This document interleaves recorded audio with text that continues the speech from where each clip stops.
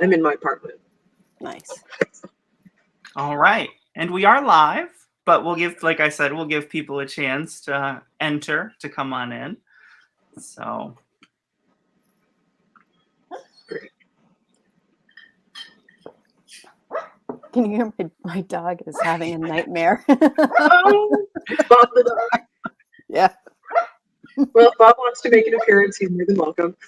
We always welcome friends on.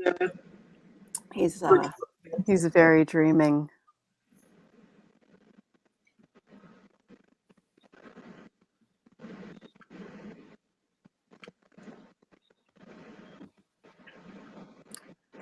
Right, that seems to be working. It seems to be working. Nice. All right. Let's see comments.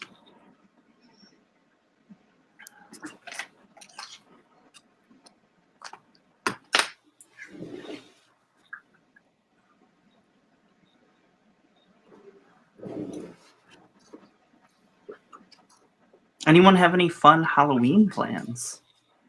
I'm doing a podcast. Oh.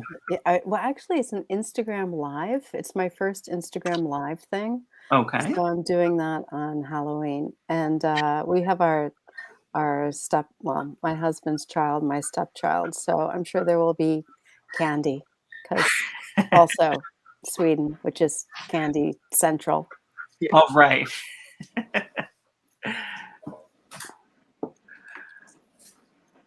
Right.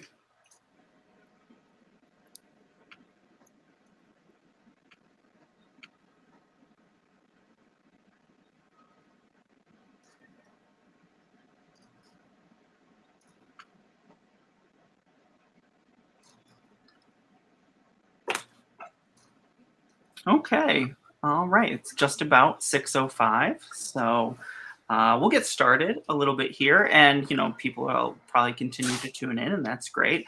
But hi, all. My name is Ryan. I'm the manager of the Mysterious Bookshop here in New York.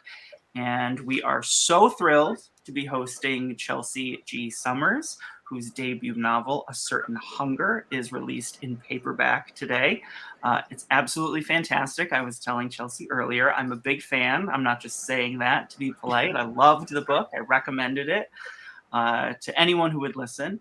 And we're thrilled that Chelsea will be talking with the New York Times' Sarah Weinman. Sarah, thank you so much for chatting with Chelsea for us. My pleasure.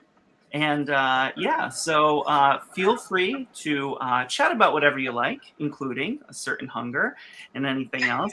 We do have paperback copies of A Certain Hunger with signed book plates from Chelsea. Thank you so much.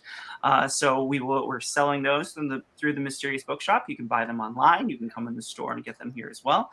But yeah, that's all I want to say. So I'm going to turn it over to Chelsea and Sarah. Thank you all so much.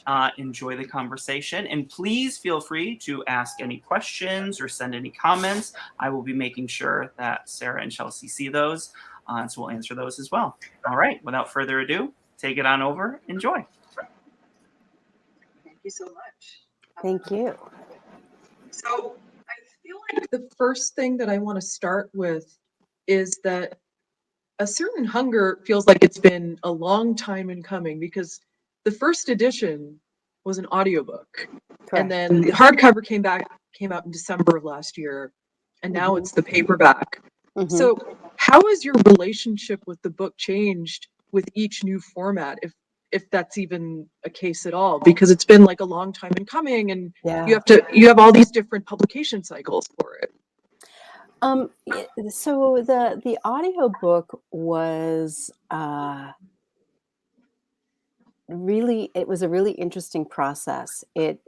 Fortunately for me, Audible hired a fact checker, which is a rare and unusual thing for a novel to have. And it's a rare and unusual thing for nonfiction, let alone a novel. And as it turned out, it was really, really excellent that they did, because I made a lot of mistakes. Like my timeline was messed up a little bit.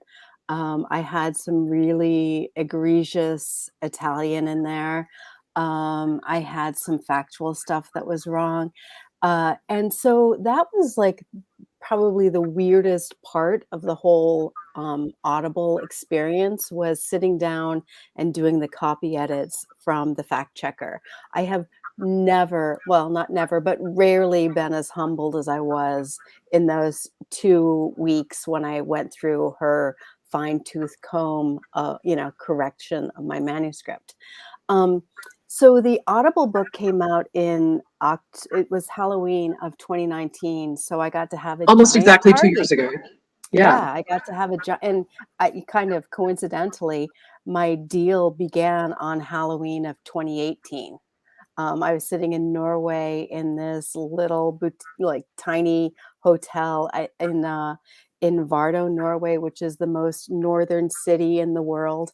And I had the most expensive cell phone conversation I've ever had talking to my editor at Audible.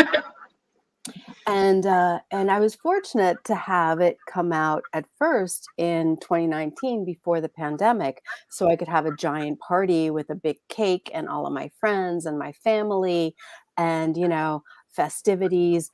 And then, last year was the height of the pandemic. So when it came out in December of last year, I was here in Sweden and I didn't see a copy of my book, other than the box that was sent to me for Right. 7 months. Wow. So, I mean, Yeah. this is what the pandemic did, is it kind of dislocated us from our publications. Yeah.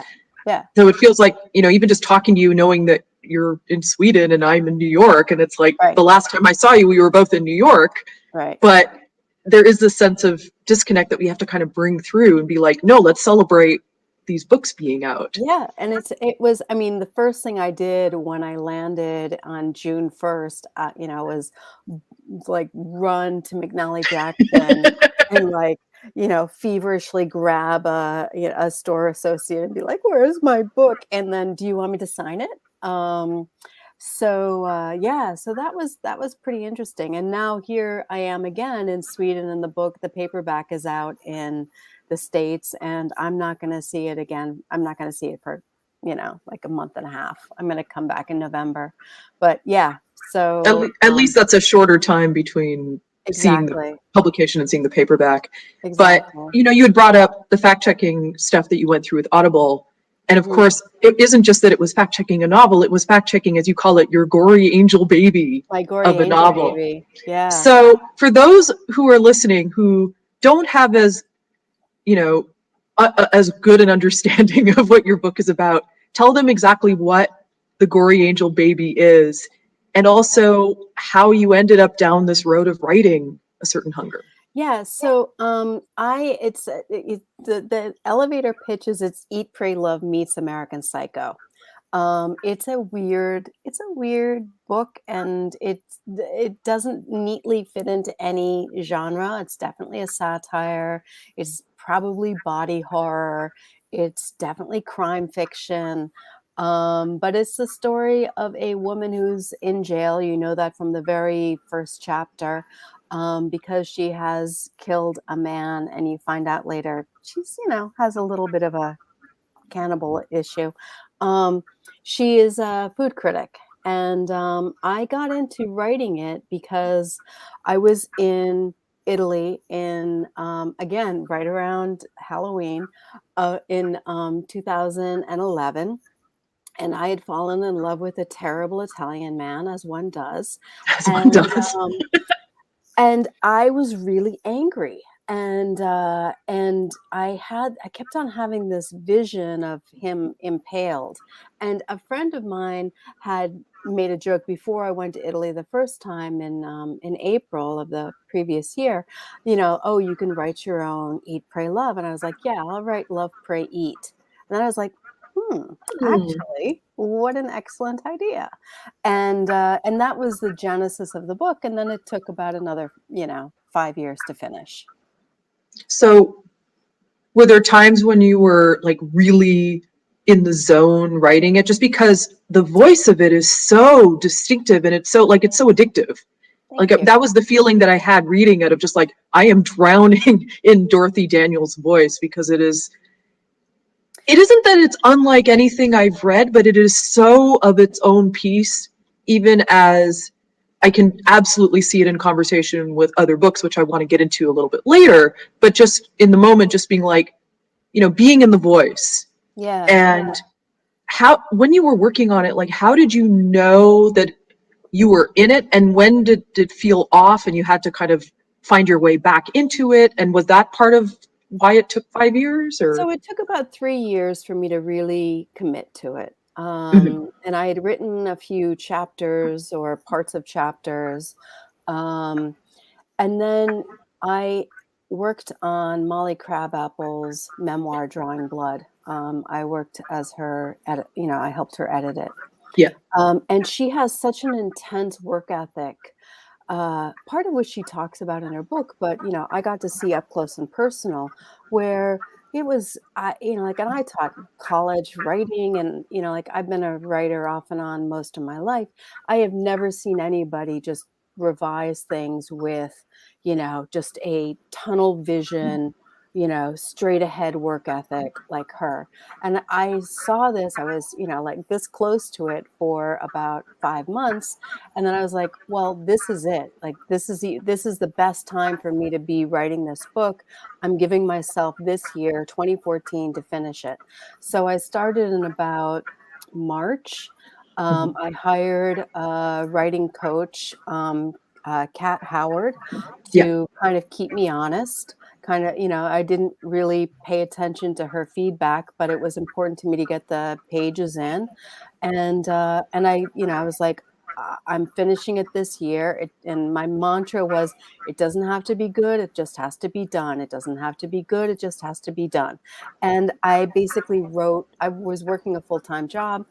I worked, on it at nights and my weekends, and I took my whole 2-week vacation in one chunk, and I finished it, in September of 2014, and then came the hard part. Yeah. I So the voice I started to get pretty early, because I read, I read a bunch of research, including Gail Green's memoir. I read the first couple chapters where she talks about, meeting Elvis and having sex with him. And there's just like that she has such this chatty, distinctive voice that I was just like, Yeah. I'm like, all right, I'm just going to channel this voice. This is the voice that I'm stealing, and I'm, kind of tweaking it, and this is the kind of the like, if you have it was like the master sauce for the voice. Mhm. And then I kind of made it my own from there. And I feel like, and I think you've talked about this as well, that the fact that Dorothy is in her 50s, the fact that she has been in media as a food critic, and essentially, at the peak of it, and Right. then watching as it transforms in a negative way and the opportunities are drying up. And the way you Right. write about that with such, like, it's a really fun book, but it's also really angry. And so Hmm. I wonder, just like, what specific rage or specific emotions that you were channeling, and were they, did you vary it Well, at given rage points, or? was the specific emotion. um I was it's like, I was in my early 50s, and I was still an emerging writer. And I was really angry, and it was really hard for me to get in with editors and get my pieces placed. And, there were certain people who really believed in me and really believed in my writing, but mostly, it was a slog. And, and then I was really mad at, my dating life. I really felt like the the energy and the attention that I'd put into it wasn't being reciprocated, to Mhm. put it in as kindly as I possibly can. Um, and on top of that, there were other feelings, like my, decades long war with my own, femininity, and idea of how it is to be, what it means to be a girl, a young woman, a woman, an aging woman. And then, there was a kind of just cultural stuff like, the giant 2008 media die-off and, like the website of the week or month that would kind of come in and be the new big thing, and then it would just sort of be over. So there were, like like a milieu of feelings and reactions. I came into it knowing that I could write memoir and I could write food, because I had a big ass blog for many Yes, years. It was which pretty is how I first knew of popular. you. Oh, okay, that's sweet. And then, because I was working as a wine writer, and so to choose to make Dorothy a food critic and to make it a memoir, a first person novel, um, was just playing to my strengths, and then Yeah. everything else just kind of spun out from there. I mean, that's also why I view A Certain Hunger as a political novel, because, I mean, I take the tack that existing is political, but also that if you're writing about a woman of a certain age who Hmm. is understandably very rage filled about the state that she's in, and yes, she takes, shall we say, extreme measures to counteract all that, but in doing so, that, that is that satiric element. So I Right. just wonder if, like, is a political approach something that was even conscious, or you thought about it, or you just sort of like put that aside and was like, I just want to write the character and things will emerge from that? I think that as I got into revising it, it became clear to me what it was that I had written. I think for novelists there tends to be two camps. There are architects and there are explorers. And Mhm. architects build a framework and they know exactly what they're, like they have a drawing and they plan it out and they know where they're going. And then you have explorers who are like, yeah, I just kind of want to find that continent somewhere over there, and there are places that I know I want to hit, but I'm not really sure how it's going to hold together. And that was me writing this book. So I really didn't have a sense of what it was until I was finished.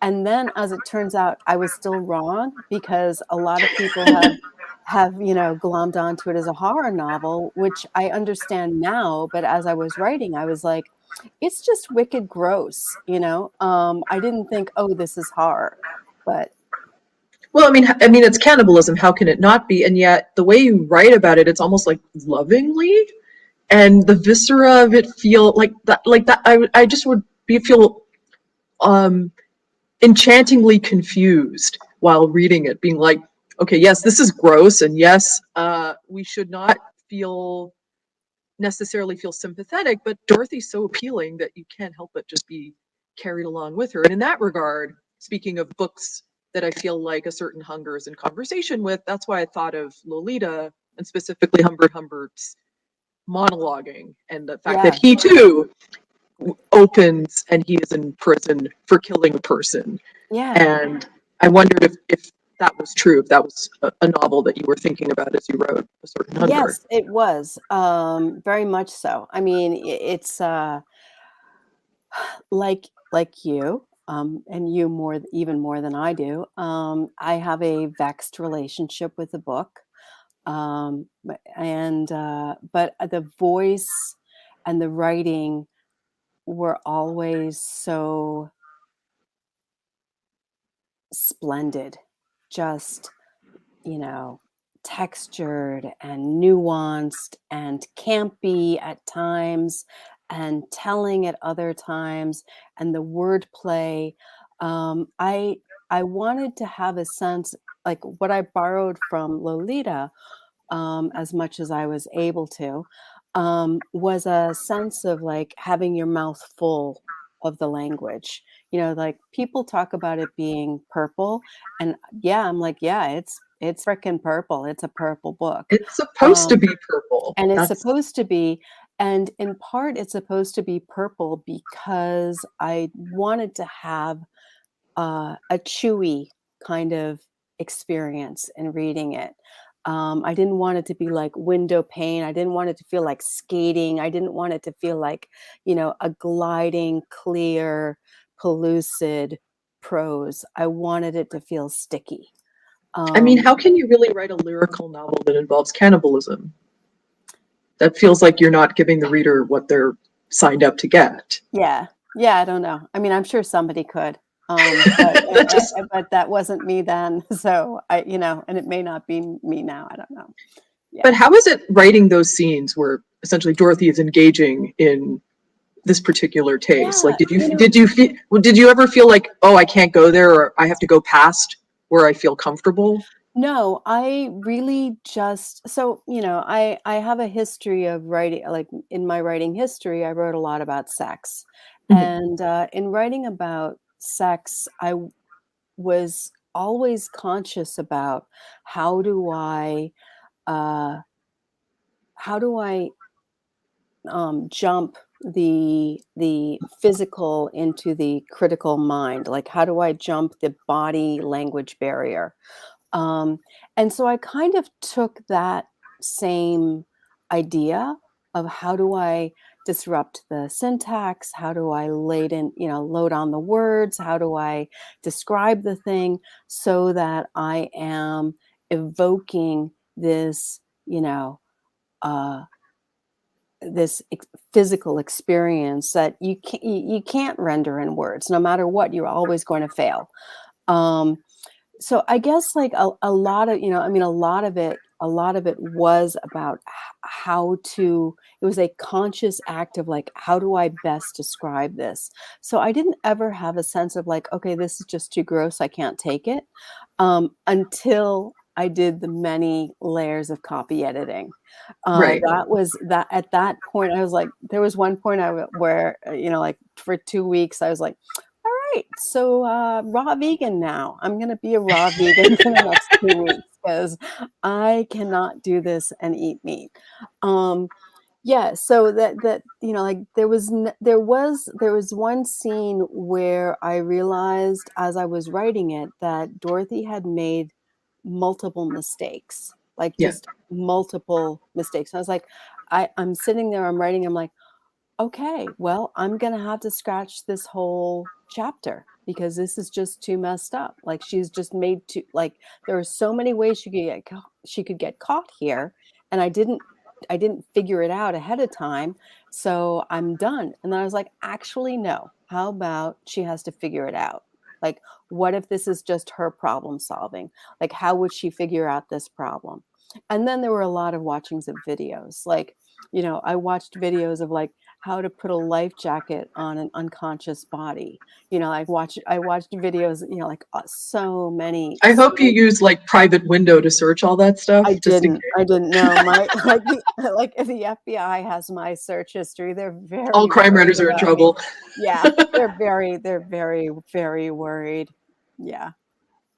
So that also, I feel like some of my favorite scenes in A Certain Hunger, and I guess they're the scenes that in a way spoke the most to me, were the ones involving Dorothy and one of her many lovers who happens to be a kosher butcher. Hmm. And so I wondered why you wanted him to be a shaykhit, which is the Hebrew term for kosher butcher, and especially one in Italy, and so on and so forth. Like why him? Why this particular culture? And Yeah. what was it like, sort of just inhabiting that world in fiction? That was that scene when she murders him was really the scene when I really wanted to I needed to be careful. Because half my family's Jewish, and most of them were raised Orthodox. Yeah. Um, and so it was really important to me to kill him in a way that would feel horrifying, but not disrespectful. Mhm. Um, when I was in Rome, I really loved the Jewish Quarter, and I found the whole history of it, the visuals, the the restaurants there, the kind of insularity of this little pocket of people to be really wildly, fascinating. Um, and so I guess it was, just a combination of like having gotten over a relationship with a guy who was kosher and really hating him. And, like my Did you hate him because he was kosher? no, I hated him because he was an asshole. That's the better His reason. his kosherness was completely, beside the point. Yeah. Like but I mean, he was a terrible person. And like, so there were multiple factors. And I mean, like anytime you write, and I think especially anytime you write fiction, you are always working out of the unconscious as much as you plan, or as much as I plan, as much as I think I am, mindfully creating a story. A lot of it is just working out whatever unconscious bundle of issues you have to unpack. So clearly I had some. And I wanted to do it in like I wanted to write the scene in a way that was both horrifying and respectful. I also feel like when I think of a certain hunger, it's also in a different conversation, because one thing that I have noticed, especially in this year that I started reviewing crime fiction for the Times, which I'm still like, yeah, I'm getting used to it.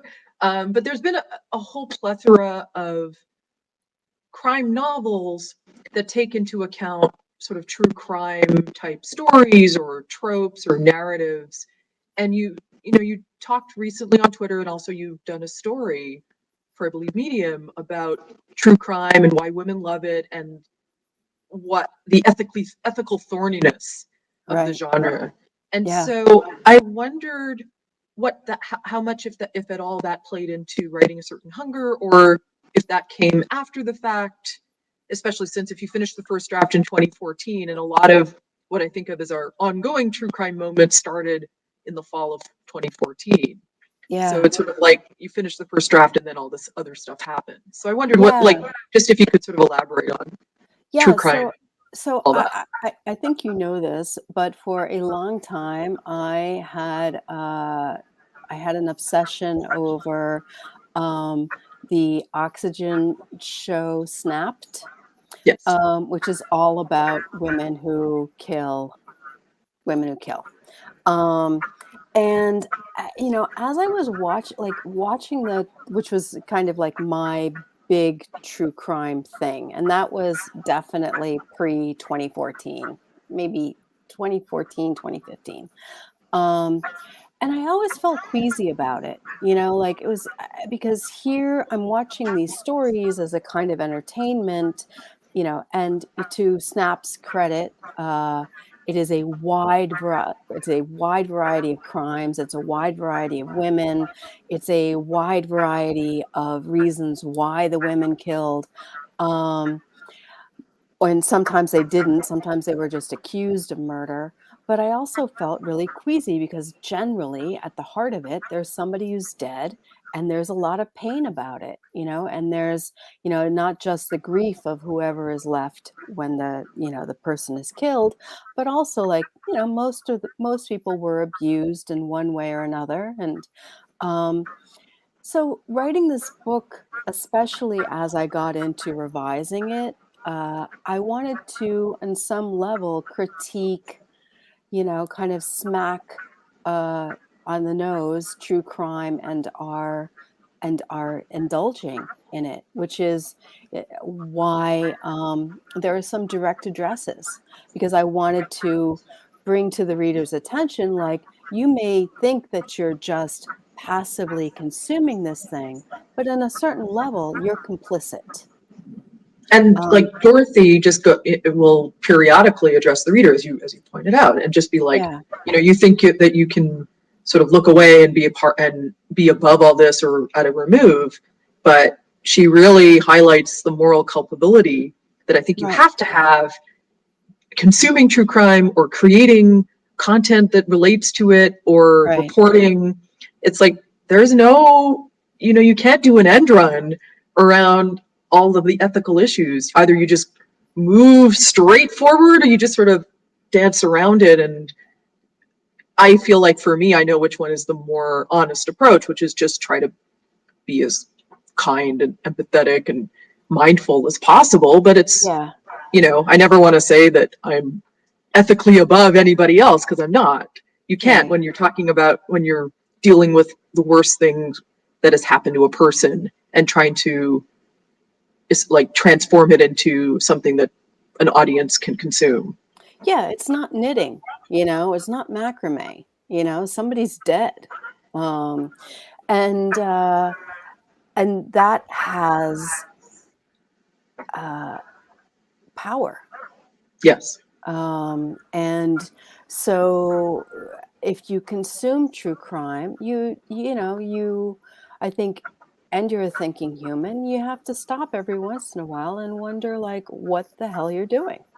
And yeah, so like as I was revising the book, that was important to me to uh, put those brakes, the brakes on every once in a while. Yeah. So we're going to open it up for potential questions in a bit. But one thing sort of separate to all this is you wrote a piece, I think, for the newsletter Dirt Mm-hmm. about how after the sort of initial flurry of attention and publicity as hardcover books get, and then, people move on to the next releases, that suddenly there was this surge of attention in a very surprising quarter. Yeah. And I believe it was Bookstagram and Book Talk. Yeah. So what was that like? Predominantly Bookstagram. Yeah. What was that like, sort of seeing all those posts and how people were engaging with the book in that medium? By and large, it's been wonderful. It's interesting on Book Talk, which is the bookish corner of TikTok. People tend not to use hashtags of the Right. book's name, so it is sort of like searching through the world's largest haystack, trying to find a glimpse of your own book. Which, if you are a self-absorbed author, as I am, you will do. Fortunately, Bookstagram loves the hashtag. They do. Yeah, and that's been really, it's been surprising and kind of amazing. It really only takes a couple of influencers, and it really makes a huge difference in the visibility of your book, in sales, and and also like people following. Like my follow count more than doubled. Still not big, it's still under 1,000 people, but it's a lot bigger than I'd anticipated. Because it's like every once in a while there'll be a picture of a dog, and then there's a picture of Sweden, and then there's a picture. It's like it's very sporadic. Yeah. But yeah, the kids today on Book Talk, like some of them really like it, but generally they don't. Like the ones who have at least hashtagged it are like, I was wondering what the reaction would be on some place, especially like TikTok, especially so because young. Yeah. not only that they're so young, but they've been more recently that one of the communities there has been in my neck of news because of the disappearance and eventual discovery of the body of Gabby Petito, Right. and the fact that she was on Instagram and she was van life, and it was like these TikTok amateur sleuths. Yeah. And so is there any feeling that are you part of this complex now, or can we help it? We're all like, yeah, I'm not really part of, like, my book has not ended, as far as I've seen, ended up in anything like that. My book yeah. tends to end up with, like Night Bitch, Boy Parts, Bunny, My Year of Rest and Relaxation. So Those are all Unlikable. like good novels to be in kind of Yeah, I'm conversation totally with happy too. with it. Totally, very, very pleased when that's the pile that my book ends up with. Yeah. And so I guess my last question is just, having marinated in this world for a certain hunger, is that a world that you want to stay in for subsequent fiction, or are you going to do an about face for the next Yeah, no, project? the next project, the next fiction project is very, very different. I describe it as less killy, more frilly, but it's still not very frilly. I mean, because because again, femininity, whatever.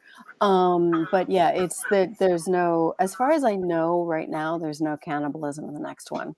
It's also right now not. I like that you say as far as you know. You, Again, you don't want to rule it out. I'm not an architect. That's, like I love buildings, do not want to build one. I hear that.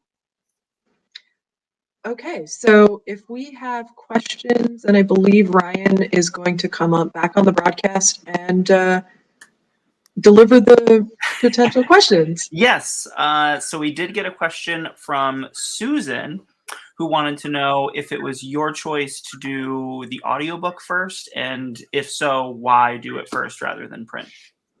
It was my choice was somebody wanted to buy it. Like I had 20 conservatively 25 rejections on this novel. The Audible acceptance was after about 15 rejections. And they so they wanted to make it. It was just like they got it just as the Audible onlys were starting. So mine was one of the first wave of the Audible onlys. And so that's how that happened. And then I had like another 10 to 15 rejections before Unnamed bought it for the print. Got it. Okay. We also have a question from Taz on here. He says he is an enormous admirer of yours, that it's his favorite book that he's read this year. He's recommended it far and wide. And he was just wondering about your general writing process, and how exactly you craft such beautiful, intoxicating sentences. Just give us the easy. Yeah, sure. Okay, so after I read, did Molly's work, and I was like committing to finishing this thing, I was like, all right, I'm gonna, being a woman of the modern age, I was like Googling how to create, and I found